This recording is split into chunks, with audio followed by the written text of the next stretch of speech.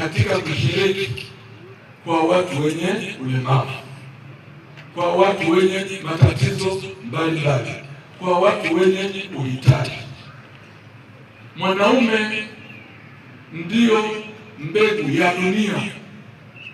Mama nadhani ni mfuko tu wa kubebea uzao wa dunia.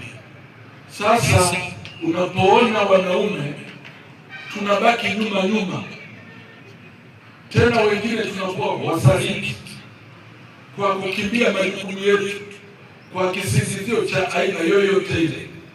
Nitoe shime kwa wanaume wenzangu, ushiriki wa wazi wazi, mapenzi ya wazi wazi kwa wazazi wenye changamoto za watoto wenye mahitaji maalum wakiwemo wa Down syndrome. Tushiriki zaidi ya 100%. Tuambatane na wenza wetu, tugawe furaha, tushirikiane wote, tutatue changamoto za familia wote kwa pamoja. Kwa hiyo hili niliona kama ni changamoto, ni hisia ambazo zimenijia mimi kama mimi. La tatu, tumesikia hapa baadhi ya lugha za Watanzania wenzetu kubeza watu wenye mahitaji maalum. Hiyo tunajitafutia laana kwa Mwenyezi Mungu, tukijua kwamba hakuna mtu aliyependa. Eti wengine wanasema wamewaweka Yesu kule. Tumewaona wazazi hapa, ushuhuda ambao uko wazi wazi. Tumemwona ndugu yangu hapa, yuko hapa, alikuja na mtoto wake, binti mrembo kabisa yule. Ni ushahidi tosha kwa kuangalia sura na hisia iliyomo ndani. Nani ambaye anaweza kumweka mwanae msukule?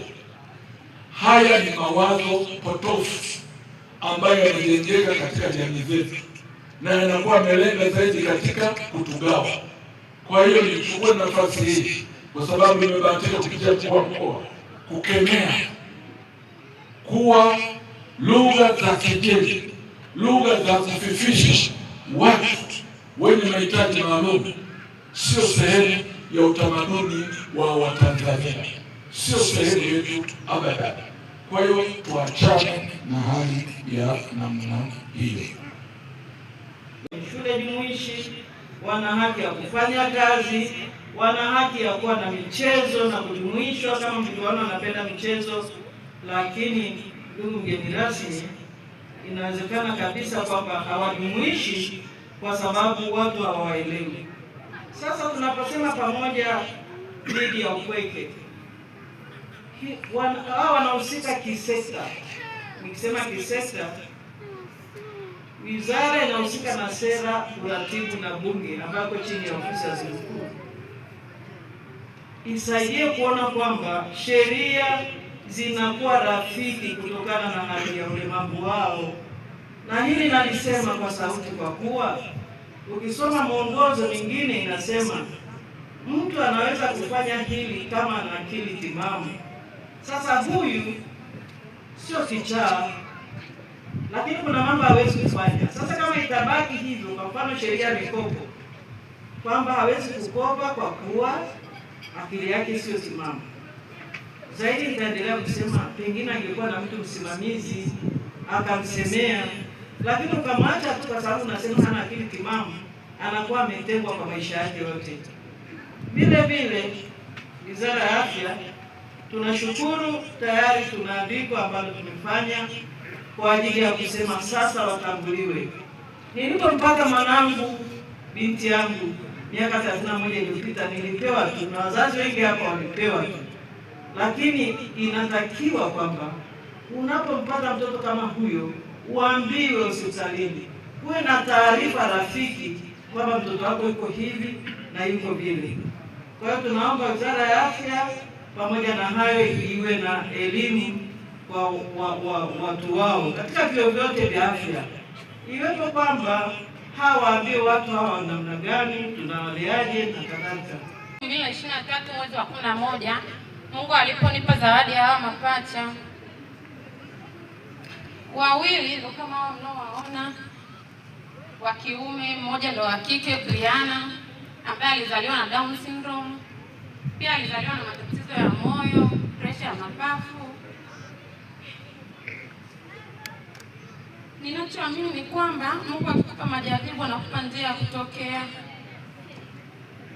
Briana alipozaliwa na matatizo ya moyo niliumia sana, kwa sababu watu wengi walipokuwa wanaona kwamba ni wakubwa, mimi ni mdogo, waliona kwamba namzembea, simpendi, bila kujua kwamba yule amezaliwa na changamoto.